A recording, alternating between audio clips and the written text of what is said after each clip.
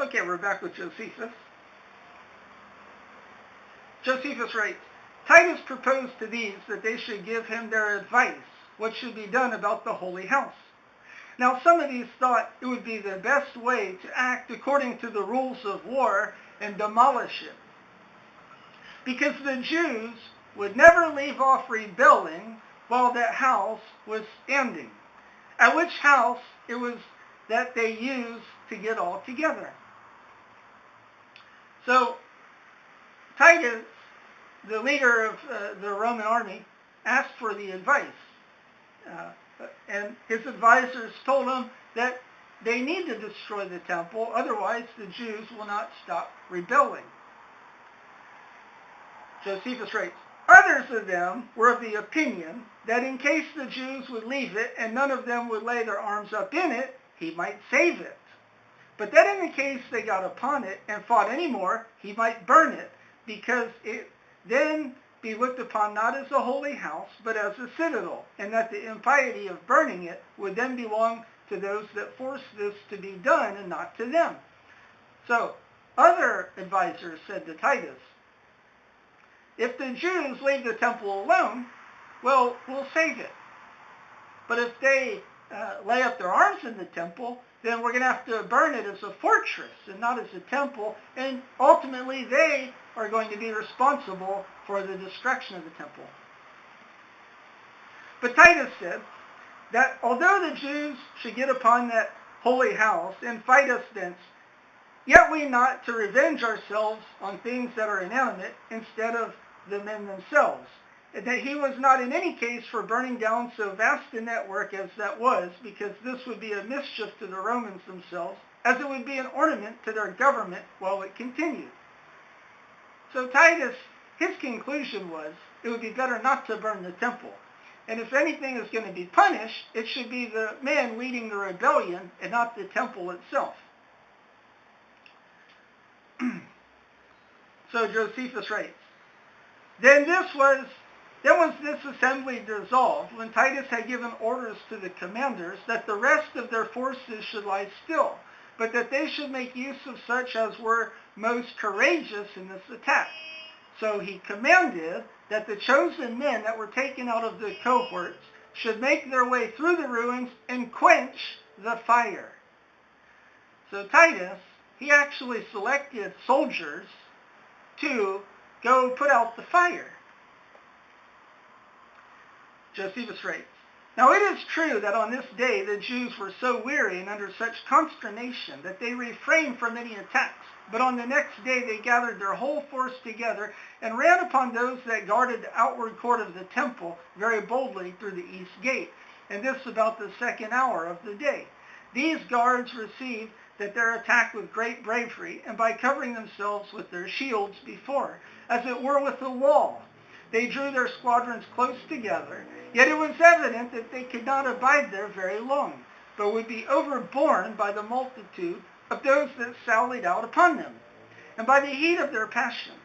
However, Caesar, seeing from the tower of Antonia that this squadron was likely to give way, he sent some chosen horsemen to support them. Hereupon the Jews found themselves not able to sustain their onset, and upon the slaughter of those in the forefront, many of the rest were put to flight. But as the Romans were going off, the Jews turned back upon them and fought them. And as those Romans came back upon them, they retreated again until about the 5th hour of the day they were overborne, and shut themselves up in the inner court of the temple. So, the Jews ultimately did what the Romans had hoped they would not do. They retreated into the temple. And I'm sure you remember, as we covered in the previous video, what Paul wrote to the Thessalonians. Josephus goes on to write, So Titus retired into the tower of Antonia and resolved to storm the temple the next day early in the morning with his whole army and to encamp round about the holy house. But as for that house, God had for certain long ago doomed it to the fire. And now that fatal day was come. According to the revolution of ages, it was the 10th day of the month loose, upon which it was formerly burnt by the king of Babylon. Josephus recognizes this is not just any day. The day that Titus set out to destroy the temple, or what would lead to the temple's destruction, was the very same day that the king of Babylon had destroyed the temple centuries before. In other words, Josephus saw the analogy between God destroying the temple under the Old Covenant and Old Testament times to this very day as Titus was about to destroy the temple himself.